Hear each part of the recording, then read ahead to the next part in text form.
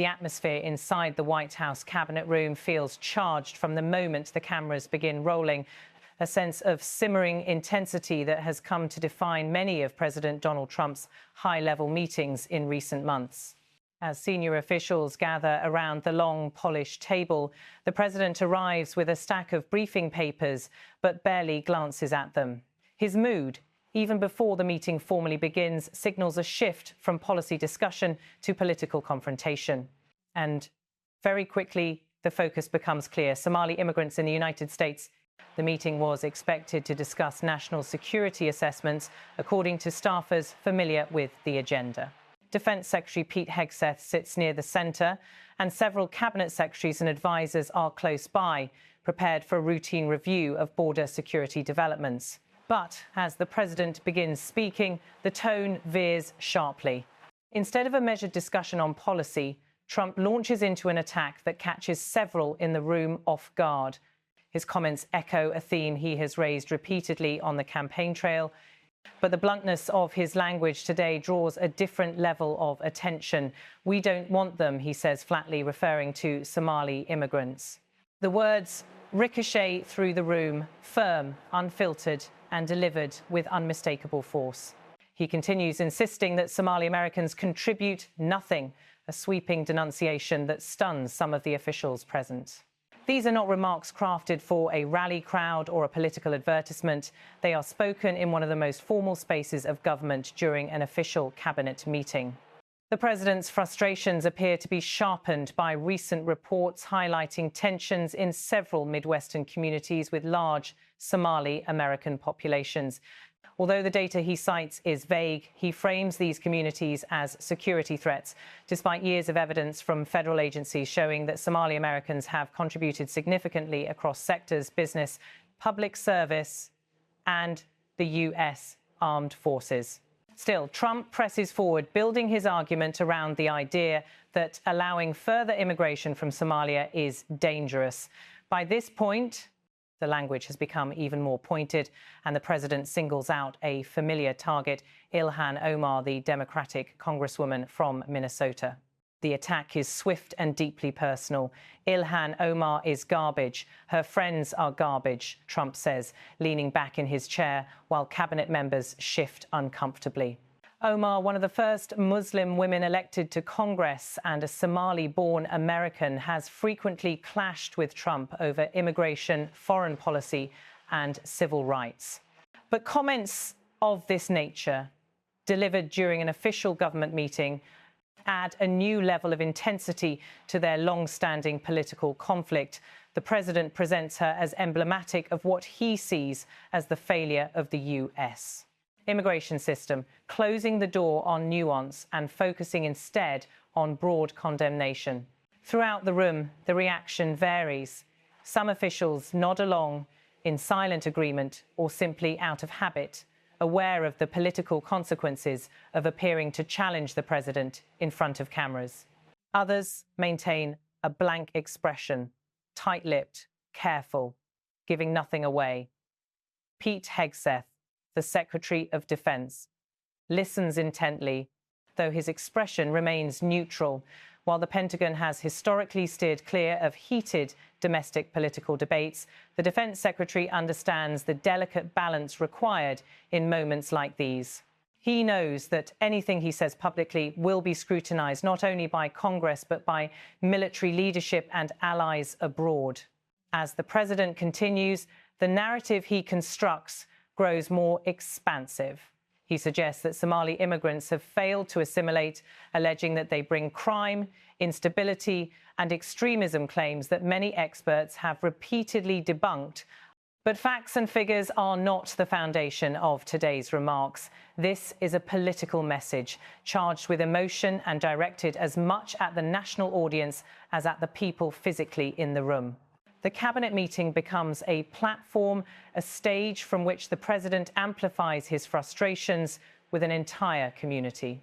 The voiceover narration would note how Trump's language reflects deeper tensions within American politics. Immigration, once a policy issue primarily defined by economic arguments, has increasingly become a cultural flashpoint.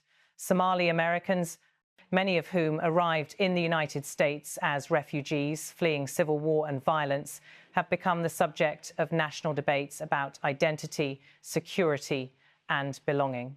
Today's comments insert the community further into that struggle, casting them not as participants in American society, but as unwelcome outsiders. Journalistically, it is important to contextualize the scale of Somali presence in the United States. Communities in Minnesota, Ohio, and parts of the Pacific Northwest have created vibrant networks of businesses, schools, cultural centers, and civic organizations. Their political participation has grown significantly, with leaders like Ilhan Omar representing one of the most visible examples of integration and public engagement. Yet Trump's remarks erase that entire spectrum of contributions, replacing it with a narrative of threat. The dynamic inside the cabinet room shifts subtly as the president finishes his initial remarks.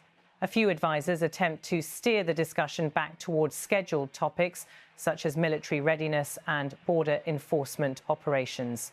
They highlight ongoing deployments and adjustments being coordinated by the Defense Department. But Trump circles back quickly, cutting off attempts to redirect the meeting.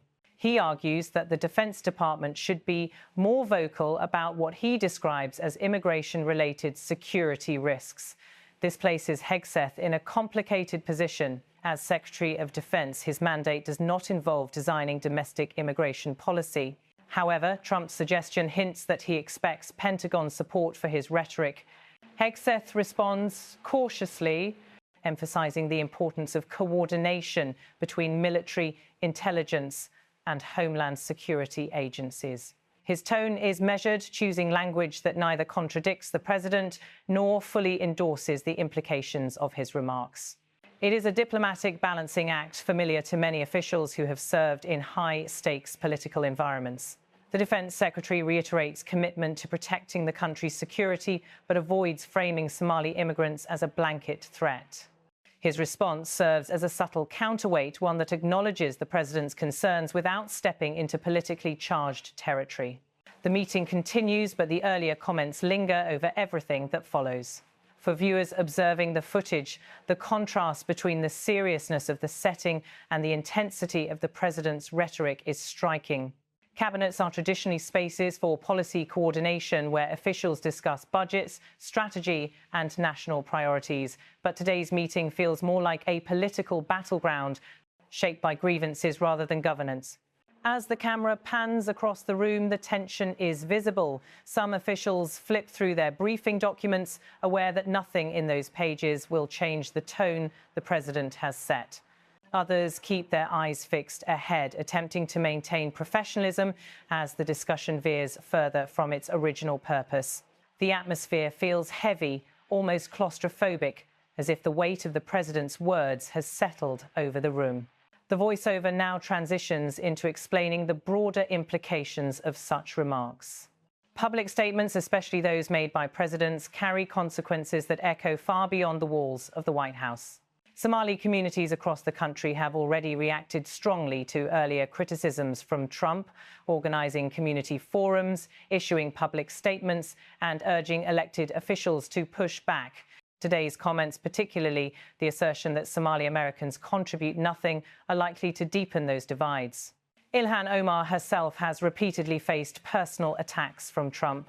The president's words today, "Ilhan Omar is garbage. Her friends are garbage," represent some of the most direct yet. For her supporters, they serve as evidence of escalating hostility toward immigrants and minorities. For her critics, the remarks may reinforce pre-existing political positions. But irrespective of perspective, the comments will undoubtedly intensify public debate. Journalistic reflection is crucial here. Language like this is not an isolated occurrence. It fits into a pattern of incendiary remarks directed at political opponents and minority groups. When spoken from the highest office in the country, such statements wield significant influence. They shape public perception, political dialogue, and even legislative priorities. They contribute to a climate in which immigrants can feel unsafe or unwelcome, affecting not only political discourse, but also real lives, real communities, real families. Inside the cabinet room, the president eventually shifts to other topics: military operations abroad, domestic security updates, and strategic planning. Yet the energy never fully recovers from the earlier eruption. Hegseth provides updates on defence readiness, but the conversation feels fragmented, overshadowed by the rhetorical force of Trump's earlier statements. Every subsequent segment of the meeting seems to orbit around the tension he introduced. As the session nears its end, Trump reiterates his belief that the United States should significantly reduce immigration from Somalia. He suggests that future policy proposals will reflect this goal. While he does not offer specifics, he indicates that he expects his cabinet to support stricter measures. His tone is resolute, leaving little room for alternative perspectives. The message is clear. He views Somali immigration not as a humanitarian issue or a demographic reality, but as a fundamental danger to national security. When the meeting adjourns, the room slowly empties. Some officials leave quickly, relieved to escape the tension. Others linger briefly, gathering documents, talking quietly among themselves, assessing what the president's statements might mean for their departments. Hegseth exits with a measured pace, aware that his comments and his restraint will be analysed in the coming days. The footage from the meeting will circulate widely. News outlets will dissect the president's language, community leaders will respond, and political analysts will debate the implications.